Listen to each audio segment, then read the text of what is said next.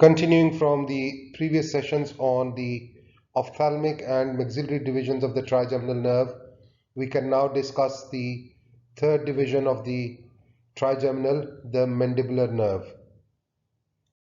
The mandibular nerve is the only division of the trigeminal nerve which is mixed.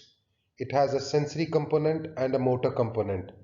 The sensory division provides innervation to the mucous membranes of the mouth and cheek, anterior two-thirds of the tongue, the entire lower dentition, skin of the lower jaw, side of the head and scalp, and meninges of the anterior and middle cranial fossae.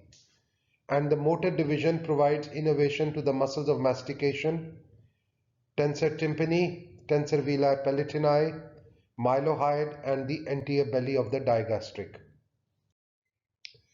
The mandibular nerve branches are classically described in three parts: branches emanating from the main trunk of the mandibular nerve, those emanating from the anterior trunk, and those from the posterior trunk. So looking at the main trunk of the mandibular nerve, the first branch is a meningeal branch, which is given off after the mandibular nerve has exited the skull through the foramen ovale, and the meningeal branch re-enters the skull through foramen spinosum and provides sensory innervation to the meninges in the middle cranial fossa. And the other nerve from the main trunk is the nerve to medial pterygoid, which supplies the medial pterygoid muscle, one of the masticatory muscles, and also provides innervation to the tensor tympani in the middle ear cavity and tensor veli palatini, one of the palatal muscles. Next, we can look at the anterior division of the mandibular nerve, which is mainly motor and provides branches to the masseter, lateral pterygoid, and temporalis muscle, which are the other three masticatory muscles. It also has one sensory branch, which is known as the long buccal nerve, and the long buccal nerve provides sensory innervation to the buccal soft tissues related to the mandibular molars. In other words, the buccal soft tissues posterior to the mental foramen, the sensory innervation is provided by the long buccal branch of the mandibular nerve, which is the only sensory branch in the anterior division of the trigeminal nerve. So we can look at the motor component of the mandibular nerve, which provides innervation to the muscles of mastication, the medial pterygoid by the main trunk of the mandibular nerve, the masseter, lateral pterygoid, and temporalis by the branches from anterior division of the mandibular nerve. And the only sensory component in the anterior division of the mandibular nerve is the buccal nerve. It's often referred to as the long buccal nerve to distinguish it from the buccal branch of the facial nerve, which is motor. So the buccal nerve descends along the anterior border of the mandibular ramus and distributes to the buccal soft tissues related to the mandibular molars. It does not provide any innervation to the teeth, which is provided by the inferior alveolar nerve from the posterior division of the mandibular nerve, something we will discuss in the next slide. So this image depicts the distribution of the long buccal branch from the anterior division of the mandibular nerve, the only sensory branch, which is distributed to the buccal soft tissues of the mandibular molars, and this nerve can be blocked on the distobuccal aspect of the last standing mandibular molar by infiltrating directly onto the bone. Finally, we can look at the branches from the posterior trunk of the mandibular nerve, the auriculotemporal, the inferior alveolar, and the lingual branches. Primarily, the posterior trunk is sensory. However, the inferior alveolar nerve, before it enters the mandibular foramen, it gives off a branch known as the nerve to mylohyoid, which provides motor innervation to the mylohyoid muscle and also the anterior belly of the digastric muscle. The auriculotemporal nerve from the posterior division of the mandibular nerve supplies sensory innervation to the auricle, the external auditory meatus, the outer aspect of the tympanic membrane, and also the parotid gland as well as the TMJ.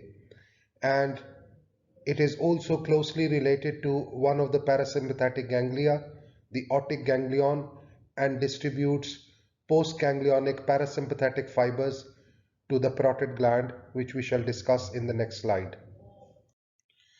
The third parasympathetic ganglion is the otic ganglion, which is located in the infratemporal fossa just below the foramen ovale, which transmits the mandibular division of the trigeminal nerve. The parasympathetic fibers originate in the inferior salivary nucleus in the lower pons, then enter the tympanic branch of the glossopharyngeal to the tympanic plexus, and then finally to the lesser petrosal branch of the glossopharyngeal, which conveys these preganglionic parasympathetic fibers to the otic ganglion. The postganglionic parasympathetic fibers are distributed to the parotid gland through the auriculotemporal branch from the posterior division of the mandibular nerve, which is a branch of the trigeminal nerve. The sympathetic fibers are derived from the sympathetic plexus around the middle meningeal artery, and these fibers are postganglionic fibers from the superior cervical sympathetic ganglion, and they are distributed to local blood vessels in the parotid region. The sensory route is provided by the auriculotemporal branch of the mandibular nerve and distributed to the parotid gland. So this image shows the organization and distribution of branches from the otic ganglion. The fibers originate in the inferior salivary nucleus in the brainstem, enter the tympanic branch of the glossopharyngeal tympanic plexus, and finally distributed as preganglionic fibers to the otic ganglion through the lesser petrosal branch of the glossopharyngeal. The postganglionic fibers are distributed to the parotid gland through the branches of the auriculotemporal nerve from the posterior division of the mandibular branch of the trigeminal. Next, we can look at the remaining two branches from the posterior division of the mandibular nerve, the inferior alveolar nerve and the lingual nerve. The inferior alveolar nerve, before it enters the mandibular foramen on the medial aspect of the mandibular ramus, it gives off a branch known as the nerve to mylohyoid, which supplies the mylohyoid muscle attached to the mylohyoid ridge, forming the floor of the mouth, and also the anterior belly of the digastric muscle. Remember that the mandibular nerve is the nerve of the first pharyngeal arch and provides innervation to all structures related to the first pharyngeal arch. The lingual nerve, on the other hand, is purely sensory and provides innervation to the anterior two-thirds of the tongue, the floor of the mouth, and the lingual soft tissues related to the mandibular teeth. The inferior alveolar nerve enters the mandible through the mandibular foramen and in the region of the lower premolars, primarily the lower 5. A branch of the inferior alveolar nerve emerges through the mental foramen as the mental nerve and provides sensory innervation to the buccal soft tissues related to the premolars, canines and incisors, and also provides sensory innervation to the lower lip and skin over the chin. The remaining part of the inferior alveolar nerve continues further forward as the incisive nerve and provides innervation to the pulps of the teeth anterior to the mental foramen. In other words, the entire lower dentition is innervated by the inferior alveolar nerve. This is a very useful image which depicts the applied anatomy of the mandible particularly in the context of administration of inferior alveolar nerve blocks. So you can see the ramus of the mandible labeled as R, the masseter muscle on the lateral aspect of the mandibular ramus, the medial pterygoid on the medial aspect. Posteriorly, you've got the parotid gland with branches of the facial nerve, and the inferior alveolar nerve and the lingual nerve are enclosed in a space between the mandibular ramus laterally and the medial pterygoid muscle medially. This space is known as the pterygomandibular space, and it also contains the inferior alveolar artery and the inferior alveolar vein, which are wrapped as a neurovascular bundle. The inferior alveolar nerve within the pterygomandibular space is roughly at a depth of 1.5 to 2.5 centimeters, whilst the lingual nerve is much more superficial and is usually at a depth of 0.5 to 0.8 centimeter lingual to the mandibular third molars. So when you administer an inferior alveolar nerve block, you are aiming to anesthetize the inferior alveolar nerve at a depth of 1.5 to 2.5 centimeter using a 35 millimeter needle. However, you should never exceed 3 centimeter when advancing the local anesthetic injection needle, because there is a risk that you might paralyze the branches of the facial nerve, which are closely related to the parotid gland in the retromandibular area. You can also see the sphenomandibular ligament within the pterygomandibular space, and you can see the pterygomandibular raphe, which is formed by union of the tendons of the superior constrictor muscle of the pharynx and the buccinator muscle, and provides an important soft tissue landmark for administration of inferior alveolar nerve block, because the path of your needle insertion is lateral to the pterygomandibular raphe. Having reviewed the parasympathetic fibers in branches of the facial nerve to the lacrimal gland, the salivary glands and mucous glands in the oropharyngeal region, we shall look at the gustatory fibers in the branches of the facial nerve.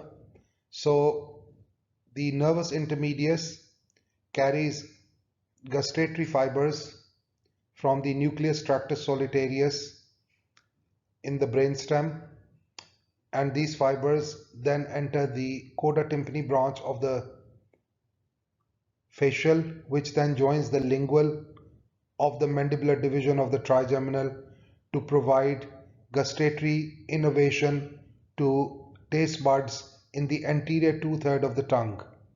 So the general sensory innervation of the anterior two-thirds of the tongue is by the lingual branch of the mandibular, and special sensory or gustatory sensation is provided via the coda tympani branch of the facial nerve, excluding the taste buds in the circumvallate papillae, which are distributed along the sulcus terminalis. The taste buds in the circumvallate papillae and on the posterior one-third of the tongue are innervated by the lingual branch of the glossopharyngeal, which provides both general as well as special sensory or gustatory innervation to the posterior one-third of the tongue. Then you also might be aware that there are taste buds present in the epiglottis and esophageal region. Now these taste buds are not directly concerned with taste sensation as such, but they are more for protection of the airway. When taste stimuli reach the epiglottal region or the esophagus, they can initiate a cough reflex. So the taste buds in the epiglottis and esophagus their innervation is provided by the superior laryngeal branch of the vagus nerve, which is the 10th cranial nerve. As far as the innervation of the muscles of the tongue are concerned, both the intrinsic muscles such as the superior longitudinal, inferior longitudinal, the transverse, and the vertical muscle fibers, as well as extrinsic muscles uh, such as the hyoglossus, genioglossus, etc., platoglossus. They are innervated by, all of the tongue muscles are innervated by the hypoglossal nerve, which is the 12th cranial nerve, except the platoglossus. The platoglossus is innervated by the pharyngeal plexus, which has contribution by the 9th, 10th, and 11th cranial nerves.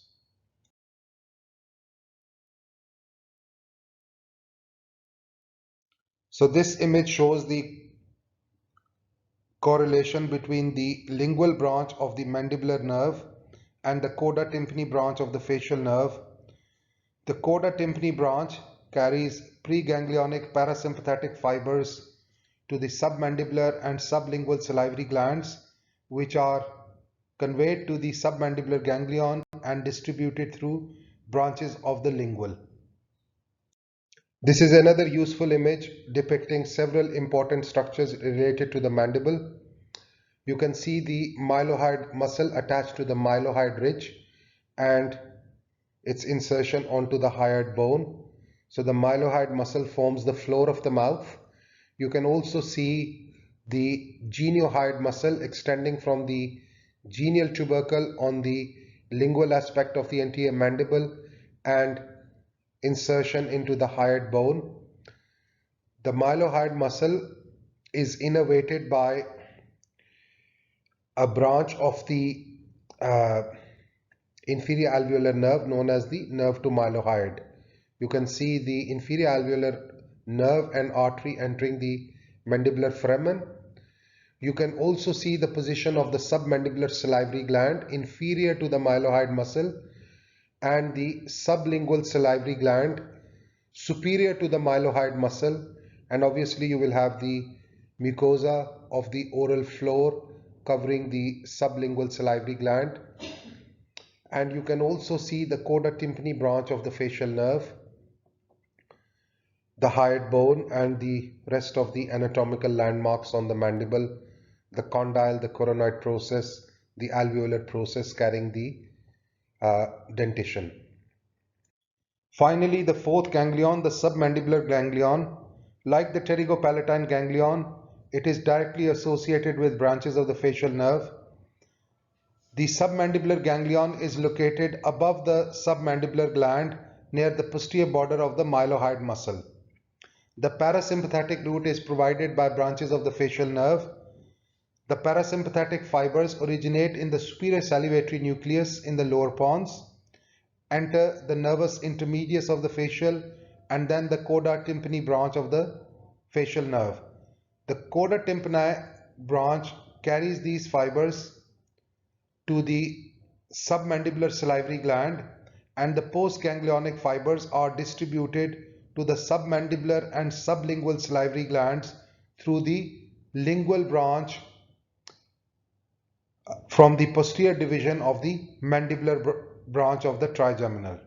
So preganglionic through coda tympani, postganglionic through lingual branch of the mandibular. The sympathetic fibers, which are postganglionic fibers from the superior cervical sympathetic ganglion and condensed around the facial artery as the sympathetic plexus, are distributed to local blood vessels in the submandibular region. And finally, the sensory route is through the lingual branch of the mandibular nerve, which is distributed to the submandibular, sublingual salivary glands and also the minor salivary glands on the tongue and oral floor. This is another image which provides a summary of the three ganglia: the pterygopalatine ganglion, the otic ganglion, and the submandibular ganglion. And you can clearly see that the pterygopalatine ganglion has preganglionic fibers from the greater petrosal distributed through the zygomaticotemporal to the lacrimal gland and through the ganglionic branches to the palate and pharynx, etc. And similarly, you have the otic ganglion, the preganglionic fibers from the lesser petrosal branch of the glossopharyngeal, and postganglionic to the parotid gland through the auriculotemporal. And finally, the submandibular ganglion, the preganglionic through the coda tympani branch, and postganglionic through the lingual branch of the mandibular to the submandibular and sublingual salivary glands. Having reviewed the parasympathetic fibers in branches of the facial nerve to the lacrimal gland, the salivary glands, and mucous glands in the oropharyngeal region, we shall look at the gustatory fibers in the branches of the facial nerve. So the nervus intermedius carries gustatory fibers from the nucleus tractus solitarius in the brainstem, and these fibers then enter the coda tympani branch of the facial, which then joins the lingual of the mandibular division of the trigeminal to provide gustatory innervation to taste buds in the anterior two-thirds of the tongue. So the general sensory innervation of the anterior two-thirds of the tongue is by the lingual branch of the mandibular, and special sensory or gustatory sensation is provided via the coda tympani branch of the facial nerve, excluding the taste buds in the circumvallate papillae, which are distributed along the sulcus terminalis. The taste buds in the circumvallate papillae and on the posterior one-third of the tongue are innervated by the lingual branch of the glossopharyngeal, which provides both general as well as special sensory or gustatory innervation to the posterior one-third of the tongue. Then you also might be aware that there are taste buds present in the epiglottis and esophageal region. Now these taste buds are not directly concerned with taste sensation as such, but they are more for protection of the airway. When taste stimuli reach the epiglottal region or the esophagus, they can initiate a cough reflex. So the taste buds in the epiglottis and esophagus their innervation is provided by the superior laryngeal branch of the vagus nerve, which is the 10th cranial nerve. As far as the innervation of the muscles of the tongue are concerned, both the intrinsic muscles such as the superior longitudinal, inferior longitudinal, the transverse and the vertical muscle fibers, as well as extrinsic muscles such as the hyoglossus, genioglossus, etc., platoglossus. They are innervated by, all of the tongue muscles are innervated by the hypoglossal nerve, which is the 12th cranial nerve, except the platoglossus.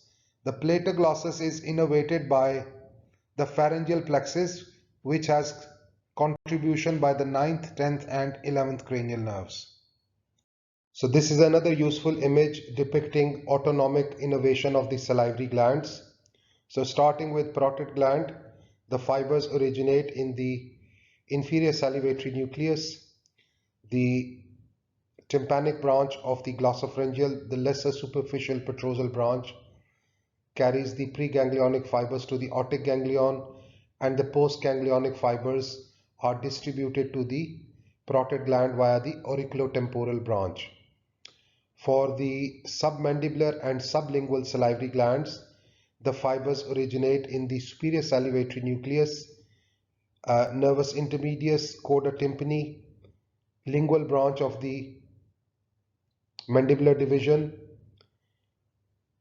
carrying preganglionic parasympathetic fibers to the submandibular ganglion, and the postganglionic fibers are distributed again via the branches of the lingual nerve to the submandibular and sublingual salivary glands. You should also note that the sympathetic fibers to the salivary glands originate in the superior cervical sympathetic ganglion and are distributed via the sympathetic nerves around local blood vessels. Also note the close connections between the parasympathetic scletomotor fibers and the gustatory fibers, because salivation is a coordinated process which involves gustatory, tactile, and olfactory and visual stimuli. So these connections between sensory, gustatory, and scletomotor fibers are very important to coordinate salivation. Having discussed the branches of the mandibular nerve in detail, you should be able to recognize the branches of the nerve depicted in this image. So exit of the mandibular division via the foramen ovale, and then you should be able to recognize the auriculotemporal nerve, the lingual nerve, the inferior alveolar nerve, then the nerve to mylohyoid, and then the mental branch, and finally the long buccal nerve innervating the buccal soft tissues related to the mandibular molars. Towards the end, we can discuss the clinical relevance of the trigeminal nerve in dental practice. Firstly, the applied anatomy and distribution of the branches of the trigeminal nerve, particularly the maxillary and the mandibular divisions, is fundamental for safe and effective administration of local anesthesia. There is a separate presentation on applied anatomy of the local anesthesia, which you should watch. Then branches of the trigeminal nerve could be damaged due to a variety of reasons, including trauma such as jaw fractures related to the midface, the mandible. Nerve damage could be iatrogenic following surgical interventions. The classical example is damage to the inferior alveolar or lingual branches of the mandibular nerve during surgical removal of the mandibular third molars, because these nerves are closely related to the roots of the wisdom teeth. Similarly, nerves could be damaged during other surgical procedures such as reduction and fixation of jaw fractures, orthognathic surgery, cancer surgery, etc.